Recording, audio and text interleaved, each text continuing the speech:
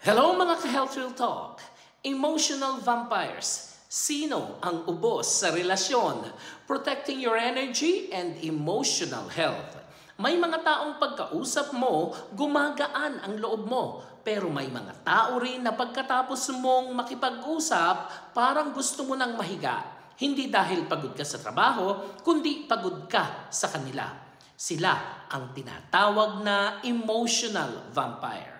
Hindi sila literal na multo, pero marunong silang sumipsip ng energy, peace at positivity. Kapag kasama mo sila, parang lahat ng saya mo nauubos. Ang mundo laging may mali at ikaw lagi ang may kasalanan. Hindi ka nila kinakagat, pero unti-unti sinisip-sip nila ang lakas mo. Signs na emotional vampire ang karelasyon, kaibigan o katrabaho.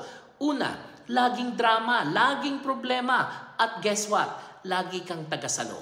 Pangalawa, hindi marunong makinig. Pag ikaw ang nagsalita, biglang topic nila ulit. Pangatlo, mahilig manisi, mag-guilt trip o magpaawa. Emotional manipulation disguised as love or concern. Pang-apat, hindi masaya kapag masaya ka. May inggit, may konting sarcasm, may halong pabirong panghila pababa.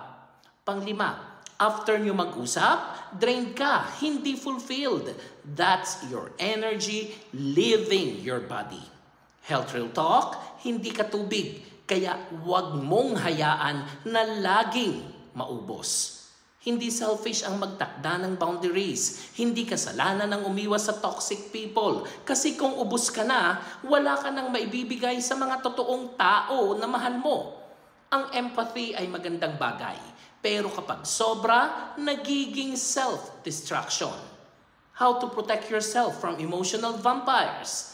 Una, limit your exposure. Hindi mo kailangang laging available sa energy-draining conversations. Pangalawa, learn to say no. Hindi mo kailangang laging sumang-ayon o maging savior. Pangatlo, set emotional boundaries. Pwede kang makinig pero hindi mo kailangang dalhin lahat ng problema nila. Pang-apat, recharge. Spend time with people who uplift you. Silence, music, or prayer can refill your peace. Panglima, recognize your worth. Hindi mo kailangang magpakamartir para lang patunayan na mabuti kang tao. At ang Health Real Talk conclusion, ang tunay na pagmamahal ay hindi nakakaubos, nakakapuno.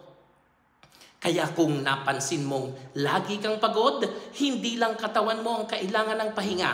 Baka puso mo na ang drained. Kaya tanungin mo ang sarili mo ngayon. Sa relasyon na to, ako ba ang ubos o ako ang puno?